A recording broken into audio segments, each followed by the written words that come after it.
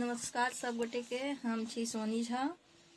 अखन जे उपनयनक समय चलि रहल अछि ताहि लऽ कऽ हम एकटा उपनयनक गीत सुनाबऽ जा रहल छी। जँ अहाँ सबके नीक लागत तऽ हमर चैनल के सब्सक्राइब लाइक शेयर जरूर करबै। आजू होत जनौआ कुंवर सबके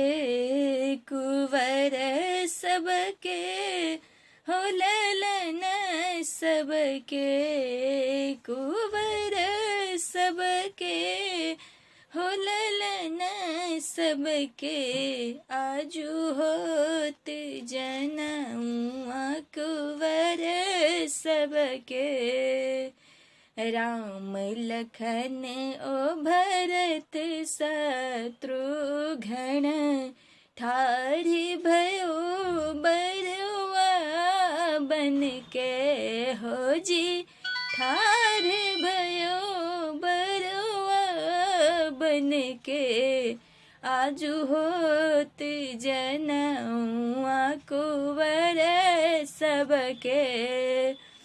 परम पूज्य कुलगुरु वशिष्ठ जी परम पूज्य कुलगुरु वशिष्ठ जी वेद उचारथि पढ़ी पढ़ी के हो जी वेद उचारथि पढ़ी पढ़ी के आजू होत जनौआ कुंवर सबके।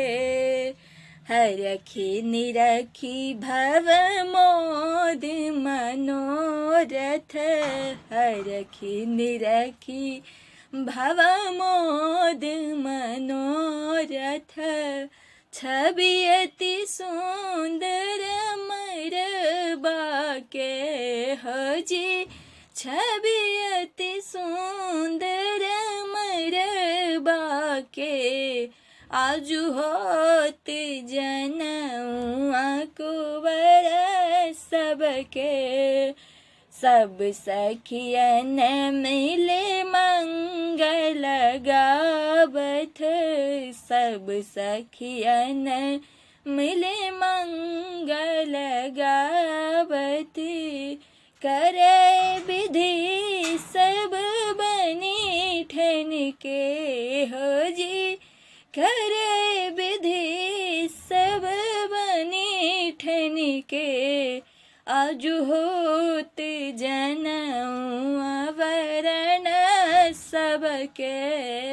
वरण सबके हो ललन सबके आजू होत जनौआ कुंवर सबके। धन्यवाद।